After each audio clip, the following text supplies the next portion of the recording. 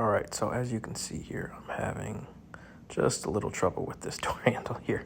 As my tenant had said that the door handle was a little loose. Well, I'd say it's more than loose. So I just want to show you kind of how to put it back on, or if you want to buy a door handle like this. This is usually for older doors that have older door handles. But what you want to do is you want to get a screwdriver. So you may have one that needs a screwdriver, or you may have one that uses Allen keys. But either way, all you want to do, you want to twist it, and that's how it goes in there. It doesn't necessarily sit in there flush. You want to twist it, and there's threads inside the actual door handle, and obviously there's threads, on this metal piece here. So with that being said, I'm showing you again that you just want to obviously tighten that, or loosen that. Loosen that, and that's going to go in there like that. And again, you're going to turn it.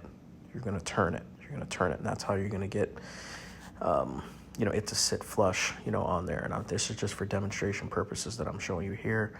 And then once you get it to the desired place that you want it, all you want to do is you want to take your screwdriver and you want to turn it again. Okay. So you're just going to make it flush. So again, what I'm going to do is I'm going to loosen it, or this is me tightening it. Sorry.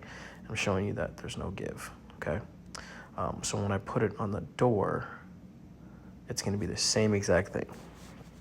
So I would definitely tighten the one side, and just gonna slide it on there like that. Now, if you notice on this one, I didn't give myself enough slack. So here I'm going back, and I'm showing you that, again, I'm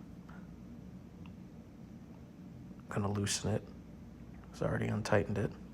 So I'm gonna loosen it, right, to give myself a little bit more slack, so it'll fit on the door properly. That's important, because if you tighten it too much, you're not going to give yourself enough room to have for the door handle on the other side.